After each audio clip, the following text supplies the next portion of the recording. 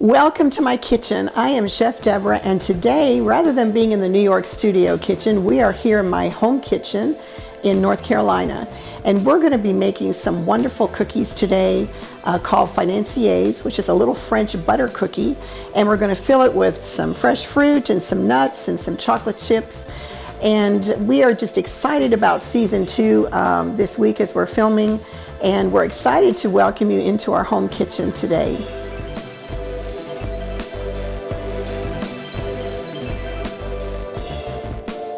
So we're going to take these little Financiers, which is a very traditional French cookie, and I love to take traditional cookies, traditional baked goods that I think the general population has forgotten about for so many, many years, and reintroduce them and kind of revamp them and modernize them a little bit, but still using a basic recipe. So we're going to be doing these wonderful little butter cookies, or tea cakes as some people call them, because you can make them in different sizes and different shapes. And so we're going to be doing that today. So I wanted to introduce you to a Financier mold. These are like little boats, some say football shapes. We can have little rectangle shapes that have little sloped sides, and these are already buttered.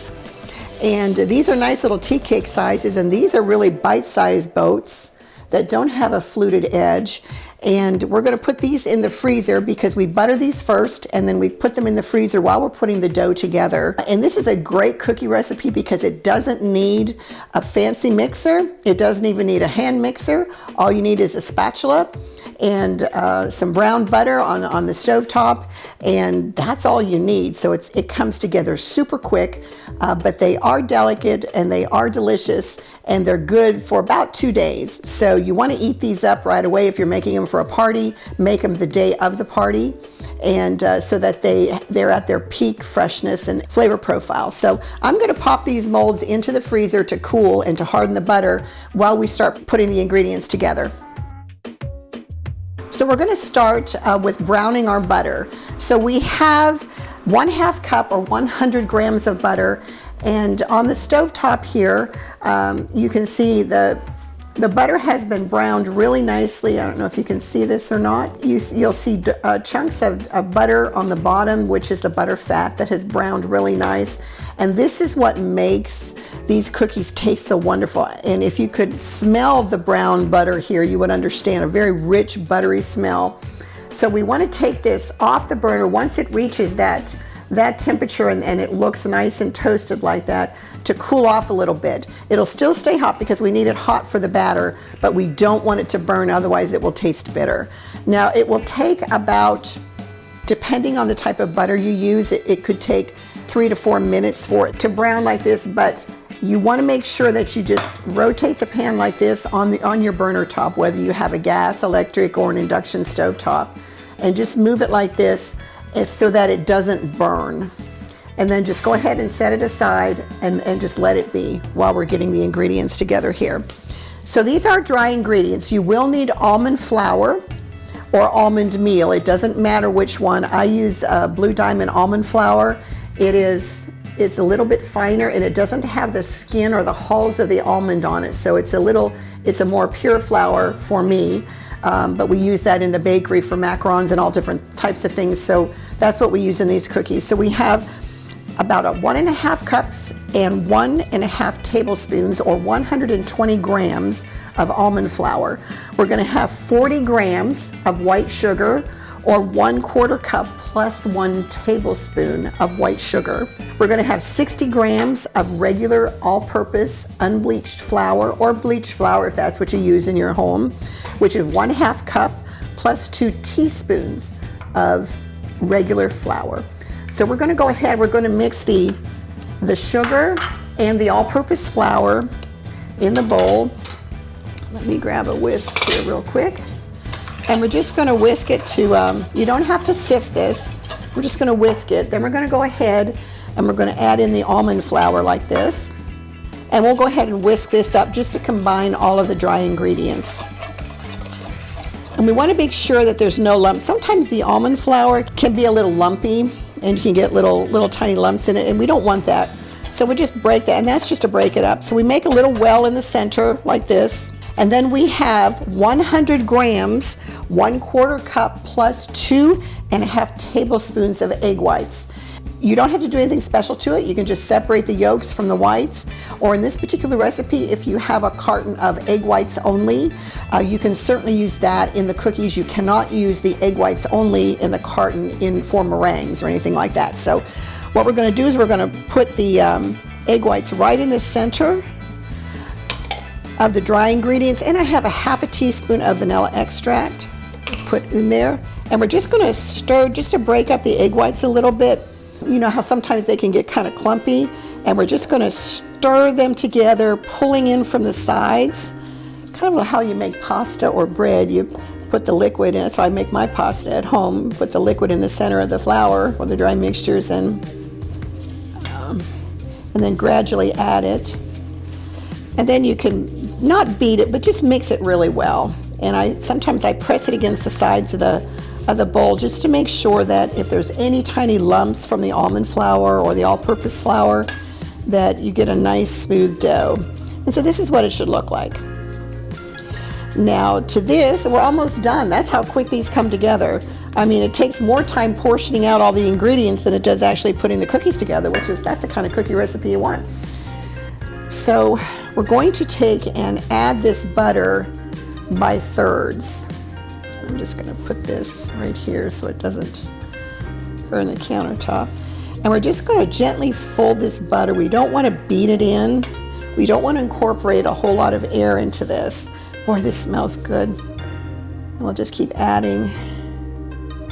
Now, I would recommend using a higher quality butter for these cookies since there's so much butter. It's one of the key ingredients of this cookie recipe. So you would want to use like Land O'Lakes or Plugra or one of the better brands that's sold in your particular grocery store. I would not use margarine at all in this. And a cheaper butter is going to be full of water, and you want all those brown bits in there too. Now, if you don't want the brown, the little brown specks in your cookies, if you wanted a more pure look to it, all you have to do is just pour the butter into through a strainer into a container or a measuring cup, and just add it that way without the brown butter bits. But the brown butter bits makes it taste so wonderful. So there, it's all ready to go. And that's how quick these cookies come together. So let me get the molds, and we're going to go ahead and fill them now that the butter's chilled inside. So we're back here with our brown butter cookies here, and this is what it looks like. So we want to be sure we keep it stirred just in case the butter separates a little bit. If it starts to do that, that's not a problem. We just need to mix it together so it emulsifies with the other ingredients more completely. So I like to use a scoop. And this is a mini muffin pan. As you can see, this is well used. This is what we use in the bakery. And these are perfect for little tea cakes if you don't want to buy these molds. These molds are not really cheap. You can buy them online. Amazon sells everything. You can get these on Amazon, but they are, for these little molds, if you don't use them very often, they are a little pricey. So we like to use just a mini muffin tin, and it works beautifully. But if you want something a little special, if you're doing something for a baby shower, a wedding shower, or anniversary, and you want something a little special, then go ahead and buy the molds because it really makes a nice presentation. So we're just going to go ahead and we're just going to fill the molds about 3/4 full. And so that's why I like the scoop, because we know we can get, each one's going to have the same amount of batter in it, and it makes for a more uniform presentation for you. My kids love these cookies, and our customers have loved these cookies too. They're just really nice little butter cookies. So after we get the vanillas done, we're going to make chocolate financiers, which is going to be fun too, because of course we have to have something chocolate. You cannot not do chocolate. If you watched any of my episodes, you'll see that we've done Madeleine cookies, which is another French butter cookie, and we did lemon and chocolate in those. I want you to see what one of each of these will look like once they're baked. So you can decide what your favorite shape might be. And these little footballs, they just take like, you know, a teaspoon or so. Little tiny ones. This is what's fun about taking very traditional recipes that the general public really has not been familiar with, and introducing them so that we can enjoy all these wonderful cookies and pastries and tea cakes that these French chefs have made, Italian chefs have made for years and years and years. And everyone forgot about them, at least in this country. So on these Financier cookies, I like to use some kind of fruit, some kind of nut, and some chocolate. You can also have them plain. Blueberry season is just winding down here in North Carolina, so I like to use blueberries. If you're making these in the fall, you can use stone fruits like plums, like a little wedge of plum, just stick it in there. But like if the blueberries are really big like these are, we probably want to put a couple in there. And then we're going to take and put maybe 4. These aren't regular chocolate chips. They're called what we call colettes. They're a little bit larger. So I have to put about 4 or 5 in. And what's nice about this, you can double this recipe very, very easily. And you can make a couple dozen of them. So you can make, like half a dozen of each kind. And this is just chopped almonds. I wouldn't use pecans or hazelnuts in this because of the almond flour. It won't taste as good. The flavor profile won't be as good. So because the almond flour is a delicate flavor, and you don't want to overpower it with a pecan, a toasted pecan, or a hazelnut, which has a very distinct flavor. So we'll go ahead and put some chocolate in here. Now, if you don't want to use colettes or chocolate chips, you can certainly use shredded chocolate. You can cut up your chocolate. Put one little berry in there, and we'll put some chopped almonds on this one. And these are ready to go in the oven. We preheat our oven to 425 degrees, and then when we get ready to put them in, we turn it down to 350, and they bake for 20 minutes. So we'll see you when they're done in about 20 minutes. So welcome back. The cookies are done. It did not take quite the full 20 minutes. It took about 17 minutes. I have a convection oven, so it cooked a little bit faster. So just be careful and monitor your cookies while they're baking. So let me go get them real quick, and we'll get them unmolded.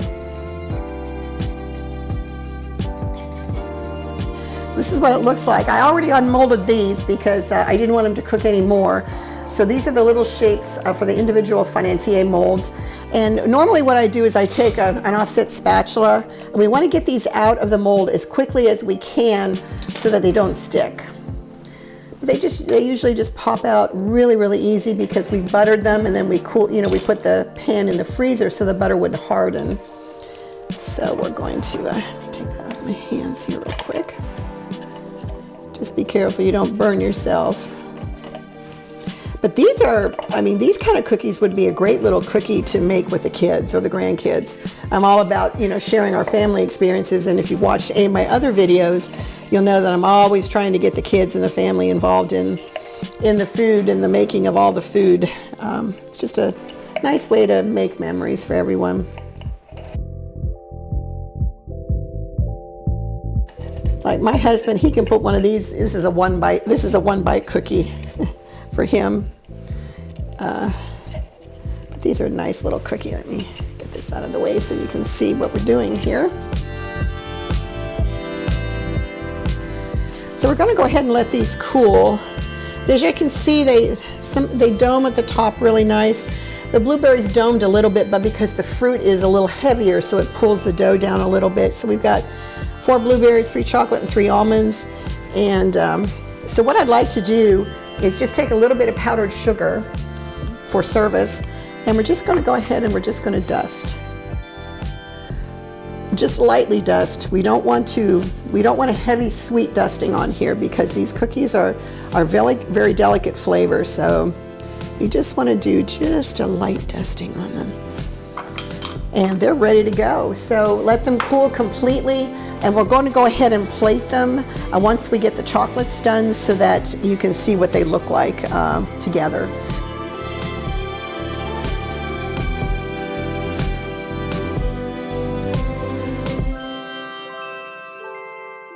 So we're going to start with our chocolate Financier cookies, and we're going to be starting with 120 grams or 1/2 cup plus 1.5 tablespoons of sugar. We're going to start with only 20 grams of flour, which is 2 tablespoons plus 1 teaspoon of flour. 60 grams of almond meal or 1/2 cup plus 1.5 teaspoons of almond flour. And then we're going to start with 20 grams of cocoa, which is 1/4 cup. And we have 100 grams of egg whites, which is 1/4 cup plus 2.5 tablespoons. We have our brown butter. Again, the measurements are the same, 100 grams, which is 1/2 cup of browned butter, just like we did with the other cookies, and 20 grams or 0.7 ounces of chopped 70% or 60% chocolate bar. Ghirardelli, you can buy that in any of the grocery stores. Walmart carries it. If you can't find 70% chocolate bar, go ahead, 60% Ghirardelli bar works just as well. And then we're going to get 10 grams or 0.4 ounces of 100% unsweetened chocolate bar. This is not cocoa. So I've got the chocolate already chopped here, and it's important that we chop it so that it melts, because we're going to add this to the butter.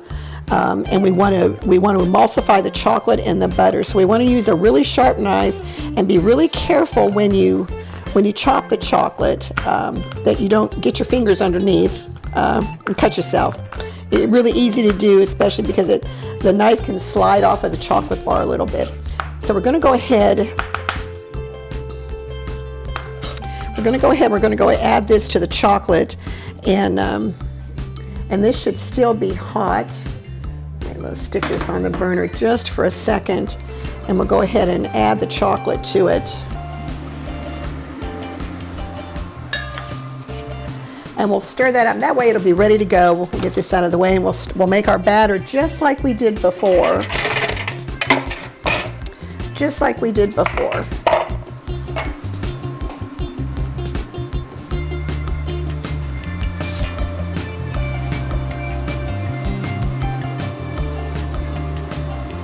So we'll stir the chocolate, and the chocolate's already melted now, and we don't want it to come to a boil. We just want it to melt.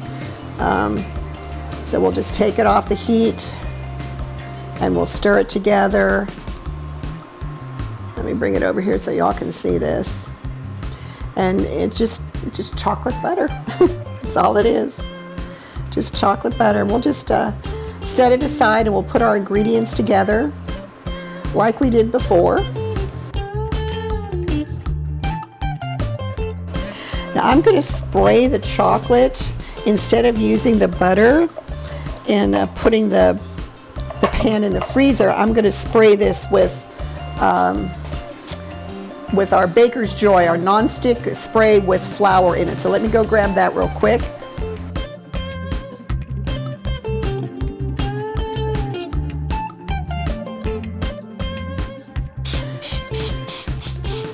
And we'll just lightly spray this each well. Depending on how big you make your cookies, you can get, a dozen, maybe 14 cookies. So that's about what we get out of this batch. So remember, we're going to add the sugar and the flour in the same bowl, and we're going to stir it up a little bit just to break up the sugar if there's any little lumps in the sugar. Then we're going to go ahead and add the almond meal or the almond flour. And we'll mix that again, making sure that we don't have any lumps of flour. If the whisk doesn't get it out, stick your fingers in there and make sure that you don't feel any big lumps of anything. Remember, we're going to make a well in the center. Get the rest of that chocolate in there and get that melted. That chocolate thought it was going to sneak away from me, not get in those cookies.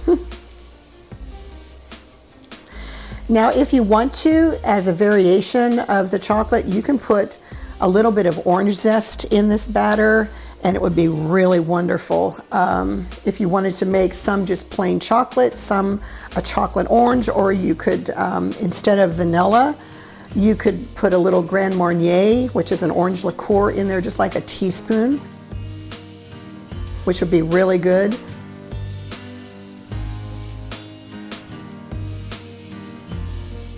So we've got our 100 grams of egg whites.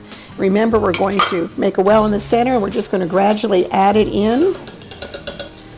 Broke the egg whites up just a tad here.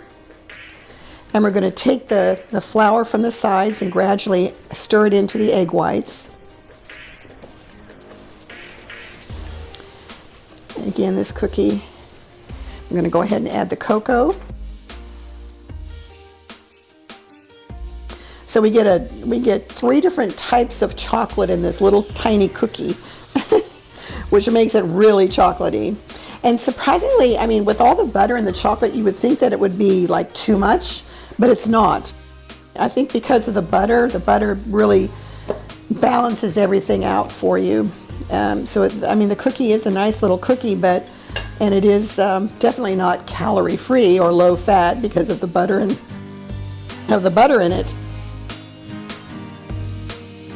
So this is what the dough should look like. It should look a little bit grainy because it does, you'll see the grains more in the chocolate than you would in the vanilla, only because of the almond flour is not a smooth flour, but that's exactly what we should be seeing. And just like with the vanilla, we're going to add the chocolate in about 3 additions. And just slowly turn it around so you don't splash chocolate all over yourself.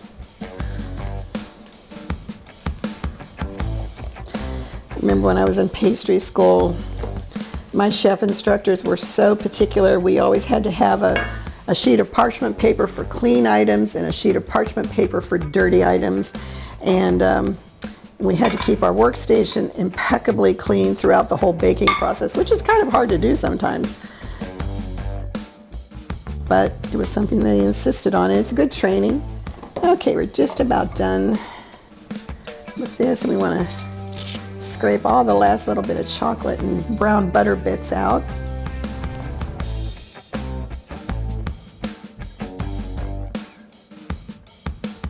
And we're just about ready to go ahead and put these in the mold. Now, with the chocolate, we want to fill the mold up to the very rim of the baking of the pan of each hole, so that they get a nice little dome on top. So if you saw what I was doing, this is just a quick fold.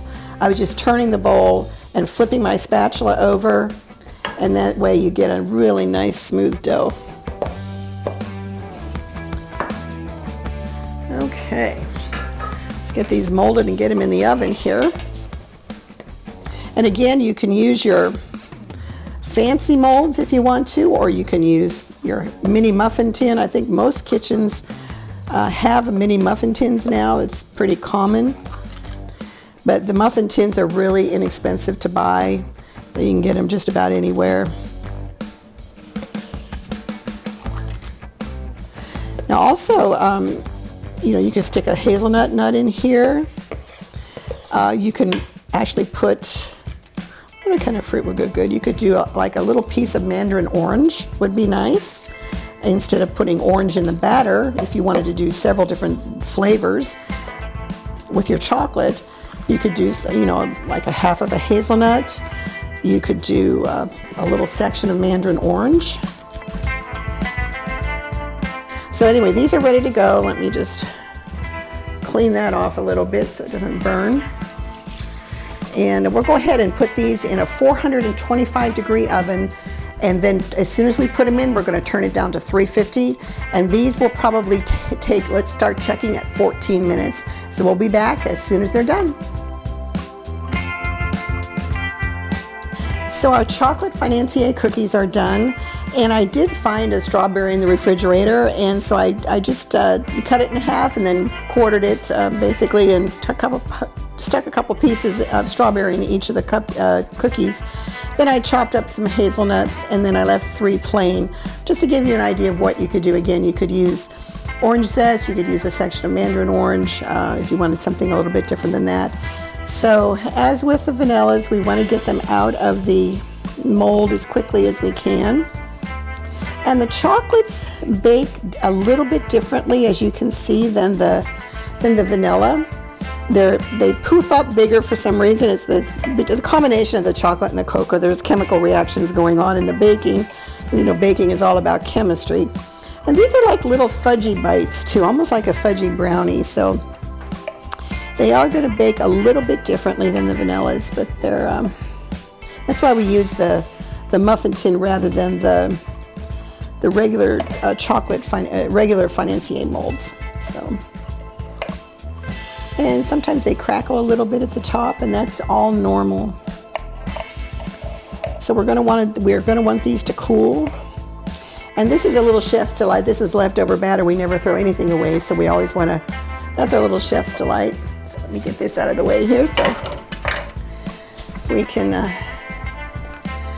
do this. And again, we're going to dust these just again very lightly with some white powdered sugar.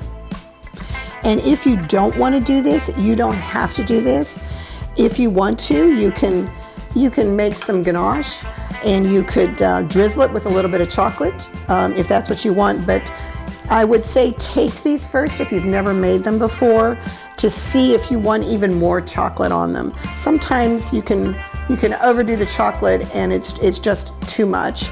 So I think a dusting of powdered sugar is just perfect. A little bit of sweetness on the top is all that you need with these delicious cookies. So we're going to go ahead and plate them. We've got a couple different platters. We like to do contrast when we're plating, so we're going to use the darker trays for the vanilla cookies, and then of course the chocolate on the white, just to give it a little bit of a separation and distinction with all the. I'm trying to. And you can stack them once they're completely cooled. If you want to stack them like this and make like a little pyramid, you're free to do that. However you want to plate. You always keep a couple sprigs of mint around. It's a great little garnish if you want to do something like that. Just to, oh, that smells wonderful. Fresh mint smells so great. And these are a little bit too warm to stack yet, so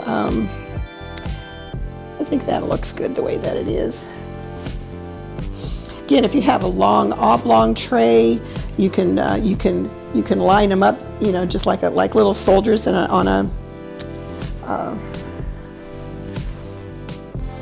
line. Let me get another piece of mint here real quick. You can stick it there, and so you can make a nice little arrangement for your family or friends or guests, whoever's coming over. But these are Financier cookies, and let me cut one for you so that you can see what it looks like inside, because we always have to try. Let's see, we'll cut a blueberry open here. Look at that, just wonderful fruit flavors, and these are little almonds. Again, they're just nice little cookies, nice little wonderful cookies. And I think I might have to try a little bite of the blueberry. It's a little bit chewy, and you get that pop of blueberry flavor. It's a really nice, delightful cookie. So please try our Financier cookies, our fruit and nut or plain, and our chocolate with different kinds of fruits and nuts. Your family and your friends are really going to enjoy these.